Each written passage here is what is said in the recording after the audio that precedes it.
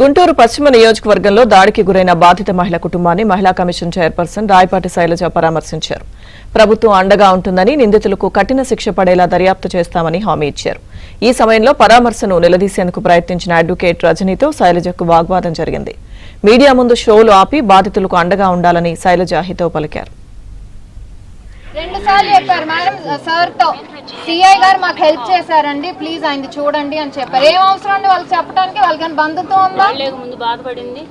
వాళ్ళకని బంధుత్వం ఇక్కడ ఉండే వాళ్ళ మీరు ఎంత సెటర్ గా మాట్లాడినా అనవసరం.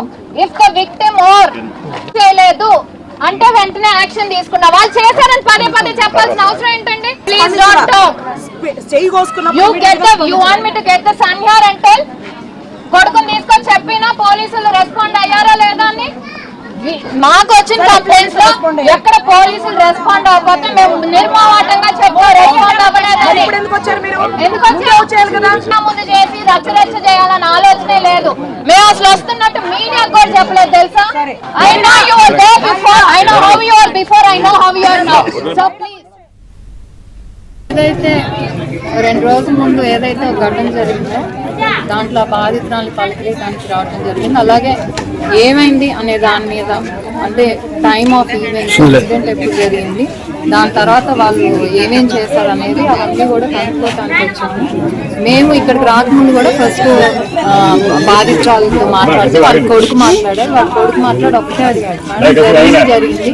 కానీ ఏదైతే సోషల్ మీడియాలో వీడియోస్ ఏదైతే వైరల్ అవుతున్నాయో అవి మాత్రం కొంచెం డిలీట్ చేయండి. ఎందుకంటే జరిగిన అవమానం ఒక ఎత్తు అయితే దాన్ని ఇంకా మనం ఇక్కడ లేని వాళ్ళకి, ఇంకా బయట వాళ్ళకి, పక్క జిల్లాల వాళ్ళకి, వాటన్నిటికీ షేర్ చేయడం ఇంకా అవమానం. ఎందుకంటే వాళ్ళు రేపు 10 మందిలోకి వచ్చి తిరగారు కాబట్టి అదొక్కటి రిక్వెస్ట్ చేశారు.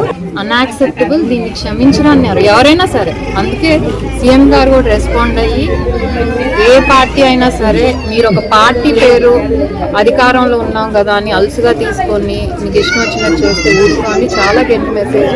పబ్లిక్ ఏంటంటే రిక్వెస్ట్, ఇన్ కేస్ ఈ వీడియో కనుక మీరు వస్తే ప్లీజ్ వెంటనే డిలీట్ చేయండి, షేర్ చేయొద్దు.